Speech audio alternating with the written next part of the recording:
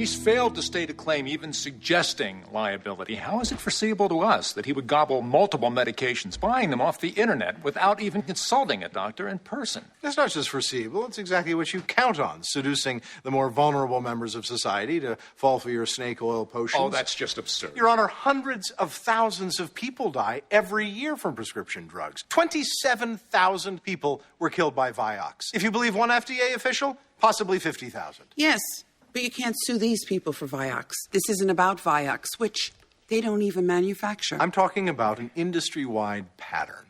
We don't even know all the potential dangers of these drugs because the pharmaceutical industry systematically conceals them. They've been caught buying clinical trials, bribing doctors, distorting science. Many of these so-called peer review articles we see in medical journals are actually ghostwritten by the drug companies themselves. And doctors take payoffs and let their names appear as the authors. You have no evidence that any of that has happened Because here. you hide it. Your company previously buried evidence which showed a link between antidepressants and suicidal thoughts in children. You did that. Which we still deny. And this isn't that case. He doesn't have one single fact to support... The fact is the U.S. pharmaceutical industry spends almost twice as much on promotion as it does on research and development. That's obscene. American television viewers see as much as 16 hours of prescription drug advertising each year. 16 hours. That's more time than most people spend at the movies. The fact is, they invent diseases like social phobia, generalized anxiety disorder to sell mind-altering drugs. Anxiety is a clinical illness. To suggest otherwise is not only irresponsible... What's irresponsible is we have scores of people being diagnosed with these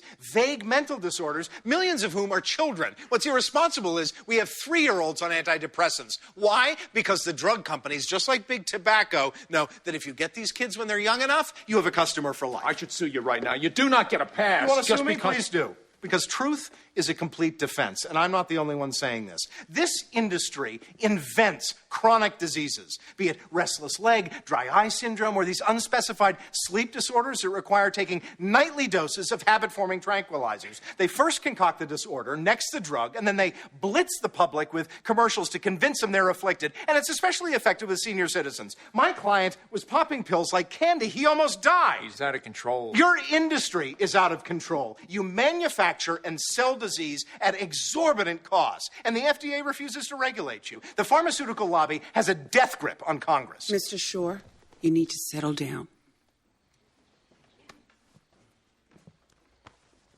Your Honor, the FDA refuses to go after these people, so let it be me. They very nearly killed a man I dearly love. Let it be me. But let me get started, because they stall. Of the 27 to 50,000 Vioxx deaths, only 18 cases have reached juries so far. 18! Most of the plaintiffs will, in fact, be dead before they're compensated in any way. Well, my client is 75. So please, let me get started on discovery, since clearly I'll need every second. All right. All right. I will let this case stand. What? Are you crazy? Perhaps you have a pill she could take. You're allowing him to go forward with no proximate cause. That's preposterous. What would be preposterous, sir, is if I were to extend the benefit of the doubt to your industry. Do I look like an idiot? They've got a pill for that, too. Will you shut up? I have made my ruling. We are adjourned.